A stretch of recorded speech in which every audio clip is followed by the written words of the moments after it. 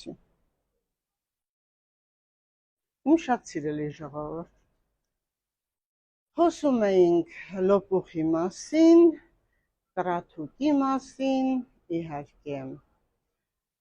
բայց ժողովուրդը դա գիտի որպես լոշտակ, մտածելով, որ եւ բույս եմ ցույց տալի, եւ բոլորին հասանելի կլինի, եւ ասում եմ նաեւ, որ արմատի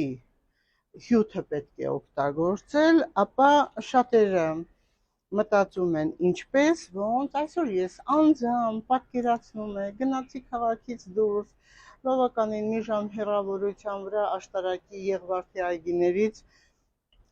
հանեցի, բերեցի, տեսնում եք արմատները եւ այս արդեն մենք լրիվ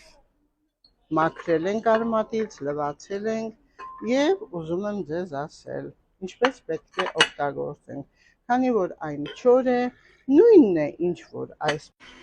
եւ սպասում եք 2 րոպե այն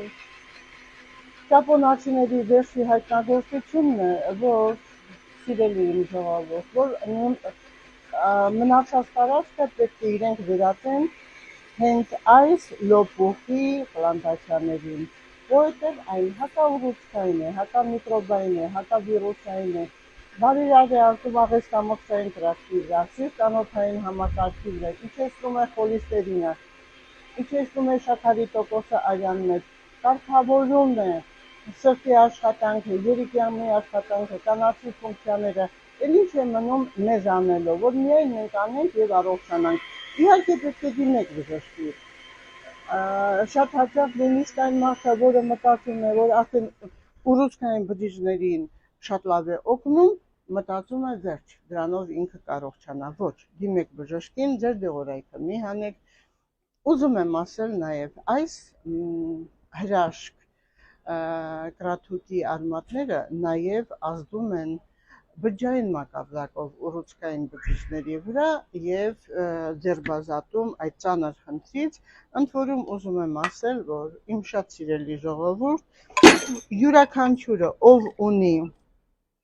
իր շրջապատում կրաթուկի արմատ, ես ձեզ խնդրում եմ, նաև ինձ է պետք, որտեղ մեծ դժվարությամբ ես հանեցի եւ ուզում եմ ես նույնպես օգտագործել։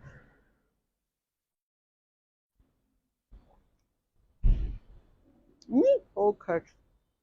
կարելի ասել ոչ էլ ունի դատություն, նրա համար յուրաքանչյուրս օգտագործենք 21 օր 100 գրամ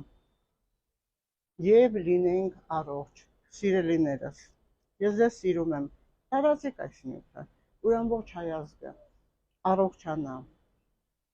դիմադրողականությունը լավանա, այն նաեւ նիհարեցնում է, ինձ էլ է պետք, նաեւ այն մարդկանց, որոնք ունեն խնդիր ճարպակալման հետ։ Եղեք առողջ, ձեր Մարիամ Վահանյան։